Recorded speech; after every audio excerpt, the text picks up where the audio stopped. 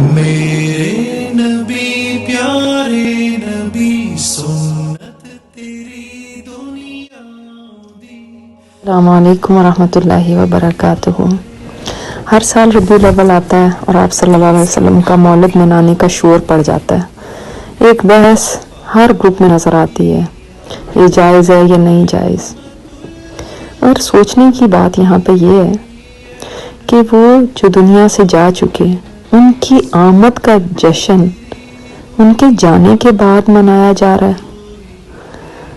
اب تو اصل سوچ یہ ہونی چاہیے کہ ان سے ملاقات ہوگی تو ان کا سامنا کیسے کرنا ہے، ان سے ملاقات ہوگی تو وہ ہم کو پہچان بھی پائیں گے یا نہیں۔ کیا یہ جلسے جلوس، یہ سیرت کانفرنسیں، یہ نعتیں پڑھنا، کیا یہ انتہا ہے ہماری محبت کی؟ چاہے اس کے بعد ان کی زندگی کی ایک جھلک بھی ہم میں نظر نہ آئے، بلکہ جھلک تو دور کی بات، ہر کام الٹ نظر آتا ہے جو انہوں نے کیا اس کے اپوزٹ۔ اگر ان کی زندگی بیسٹ تھی اور واقعی ہمیں اس بات کا دل سے یقین ہے، تو کیا وجہ ہے کہ ہم ان کی زندگی کی کوئی ایک عادت بھی اپنانے کے قائل نہیں ہیں؟ کیا وجہ ہے کہ ہم جانتے ہی نہیں کہ وہ زندگی کیسی ہے، ان کے دن اور رات کیسے گزرے، ان کی قربانیاں کیا تھیں، ان کی محنتیں کیسی تھیں، ان کا غم کیا تھا، ان کی خوشی کس میں تھی؟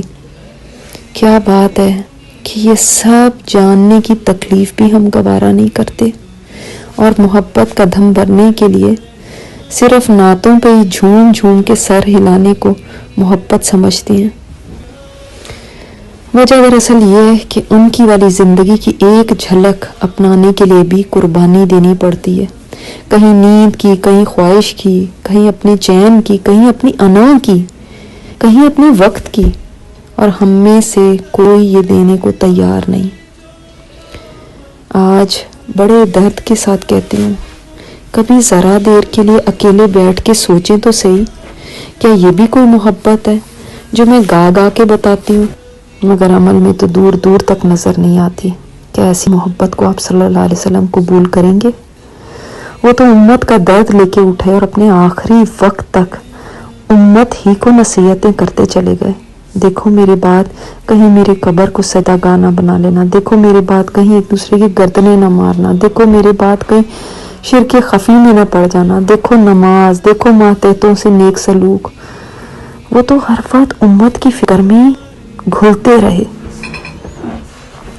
آپ نے بہت سی احادیث ایسی سنی ہوں گی، مجھے ڈر ہے میرے بعد تم یہ نہ کرنے لگو، مجھے ڈر ہے تم میرے بعد اس چیز میں نہ پڑ جاؤ۔ کبھی اس درد کو بھی سمجھا آپ نے؟ کبھی ان باتوں پر بھی غور کیا کہ جس کا ان کو ڈر تھا کہیں آج میں وہی تو نہیں کر رہی؟ یہاں ایک واقعہ آپ کو سنانا چاہتی ہوں۔ پارٹیشن سے پہلے کی بات ہے۔ ایک جیب کترا ہوا کرتا تھا، سارا دن کمائی کر کے رات کو اپنے گرو کے ہاتھ پہ رکھتا تھا۔ ایک دن اس کے بڑے گرو نے کہا، آج تم بہت کم کمائی لے کر آئے ہو، کیا بات ہے؟ آگے سے جیب کترے نے جو جواب دیا وہ سننے کے لائق ہے۔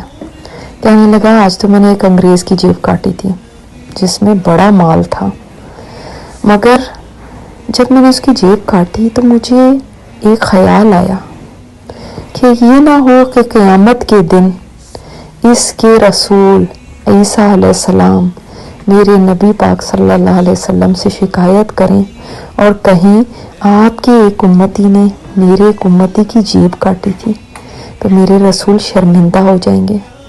میں نے اس کے پیسے اس کو واپس لوٹا دیے۔ گرو کھڑا ہو گیا اور گلے لگایا اور کہنے لگا، شاباش، تو نے بالکل صحیح کیا۔ کبھی آپ نے سوچا ہم جو نبی علیہ الصلوۃ والسلام کے امتیوں کے ساتھ کرتے ہیں، کسی کے ساتھ بے ایمانی، کسی کے ساتھ جھوٹ، کسی کو دھوکہ، کسی کا دل دکھانا، کبھی ایک سے زیادتی اور کبھی دوسرے سے، کبھی آپ نے بھی سوچا یہ کس کے امتی ہیں؟ اس نبی کے جو ان کے لیے تڑپے روئے۔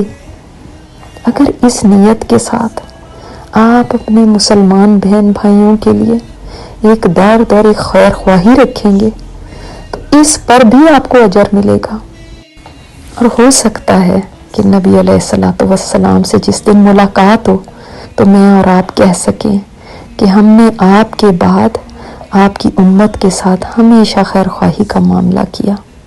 اللہ تعالیٰ ہمیں ان کی سنتوں کو اپنانے والا بنا دے، ان کے درد کو گلے لگانے والا بنا دے اور ان کی زندگی سے سیکھنے والا بنا دے۔ السلام علیکم ورحمۃ اللہ وبرکاتہ۔